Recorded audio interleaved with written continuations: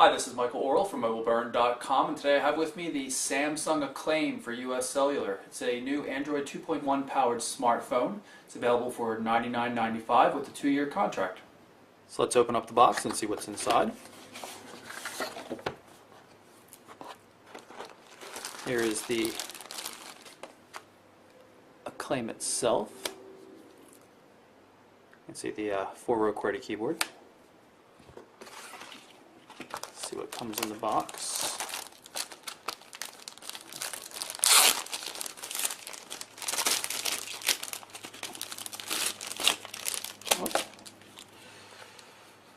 Quick reference guide. Some information on the looks like the some Android applications. Information on the Android market and the user guide, of course. Got a pair of 3.5mm stereo headphones. It's right here. There's a call button here. No volume controls. Micro USB cable. And that cable, of course, plugs into the wall charger. And that's it. Okay, so here's the Acclaim itself. Let's see if we can pull off these protective coatings.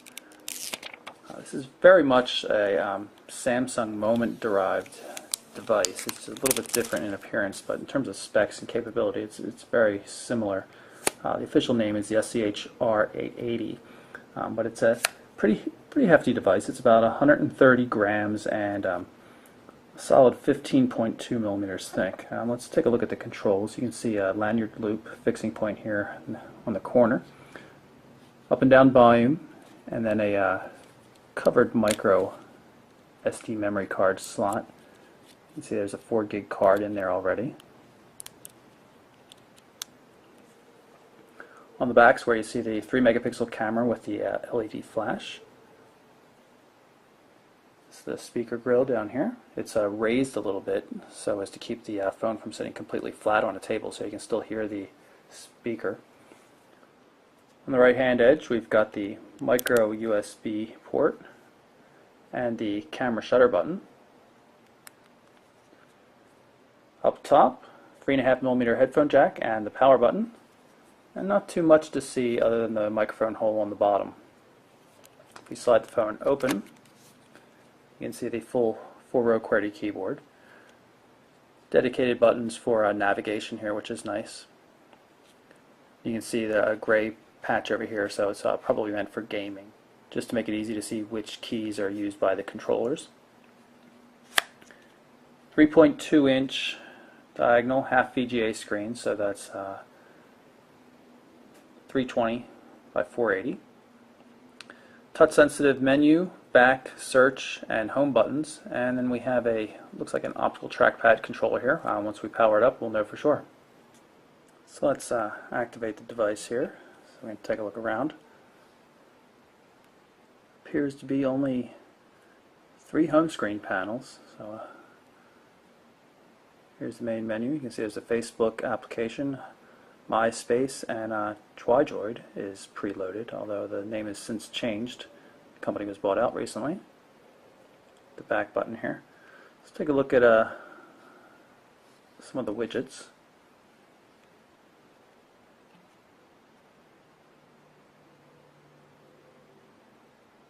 Doesn't appear to be too much added from the stock build. We'll go into messaging. You can see I already sent a message here just to test things out. We'll go into landscape mode with the keyboard.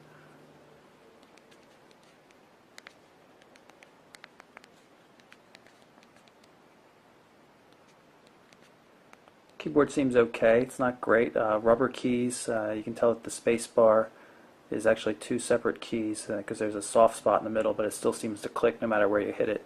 I think that's maybe the keys are a little bit stiffer than they were on the Samsung Moment, so it seems to work a little bit better from my perspective. Not really liking the layout too much, and visually I think the gray is kind of distracting because normally you would expect the accent color to be for shift and things like the arrow keys down here. But it seems to be passable. Go back home, go to the main menu, and we'll pull up the Gmail client just so you can take a quick look.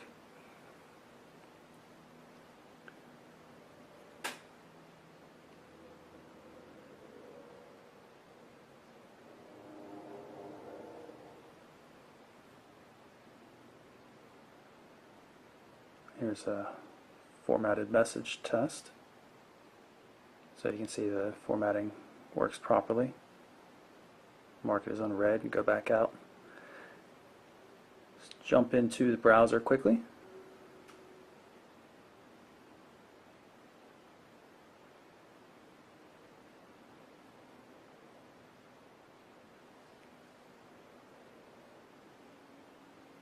It's a mobile formatted site. It's not actually that good for fingers because the target areas are kind of small.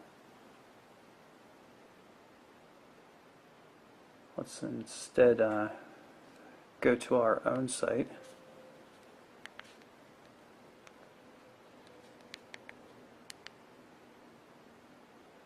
If I can find the period. Looks like you have to use a shift to get to the period, which is pretty annoying.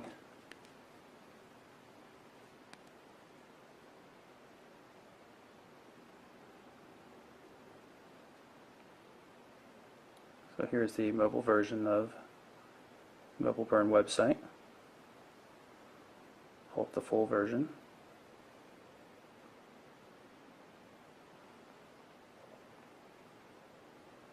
You can see it formats everything properly. Note that we can double tap in and out for intelligent zooming once the page is complete. I'll test that out. See if we have multi-touch zooming, and we do.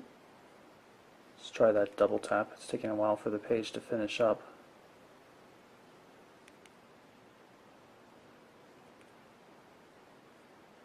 Still seems to work pretty well.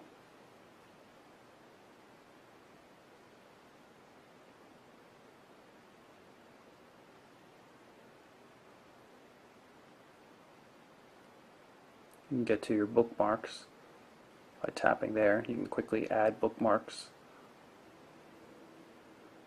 You can also change to a list view, I believe. Let's jump back to the home screen. Pull up the calendar. See, I've got some test data preloaded from our test Gmail account, so you can see how everything works.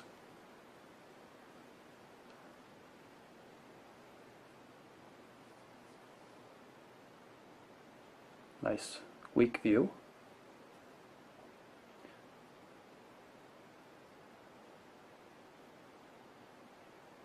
And there's a regular email client that works with IMAP and POP as well as Exchange accounts. So you can use Exchange, you can pull down contacts and calendar entries and things like that. I'm not going to set that up right now though. Activate the camera by long pressing the shutter button. A little bit of haptic feedback there when you do so. Dual stage camera shutter button, so press it halfway to get focus. Press it all the way to take the photo. And switch over to camcorder mode. Show you the interface a little bit. Some of the settings.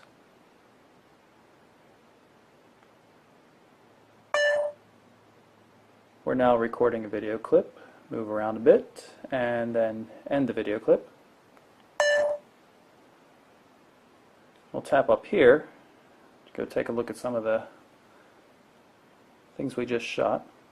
We're now recording a video clip. Move around a bit and then end the video clip.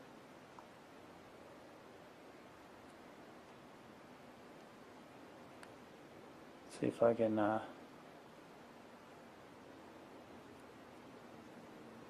jump out and take you to the gallery.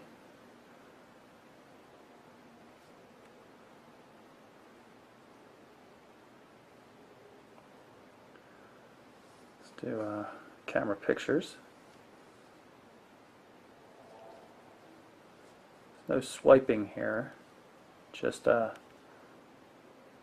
tapping to navigate. No multi-touch in the gallery either. You see that's a picture with flash, that's one without a flash. Macro mode, portrait and landscape mode, which is nice. Fairly sharp. I mean, take a look at the detail on that. It's just a fairly small little sculpture there. Just quickly mention some of the other applications and functionality. We've got Nuance's voice control for voice command. There's always voice search. I'll show you that in a bit. YouTube client, Weather Channel for weather, Quick Office for document viewers.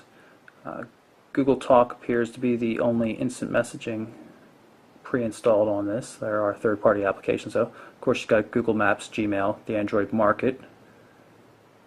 There's a file viewer installed. Evernote's a nice application for taking notes, and of course a calculator as well. Jump into contacts. You can see here some of the contacts with photos. You also have the option of showing just favorites. Phone dialer.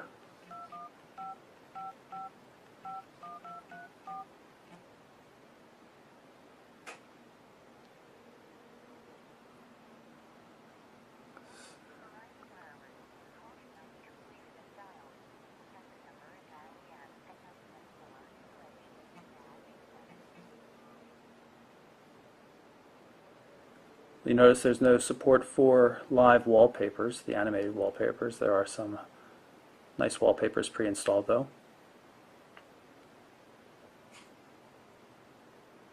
In general, the display is quite nice. It's very sharp, very colorful, and the device seems fairly speedy. Just for a quick demo of the voice search functionality, I'll tap here. Dairy Queen.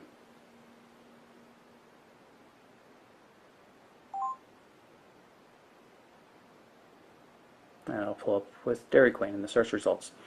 There's also GPS navigation, built-in Google Maps with navigation, which is a pretty decent application. So there you have it. That's a basic quick look at the Samsung Acclaim for US Cellular. It's a pretty nice Android 2.1 powered smartphone with a decent camera. Good looking, simple interface.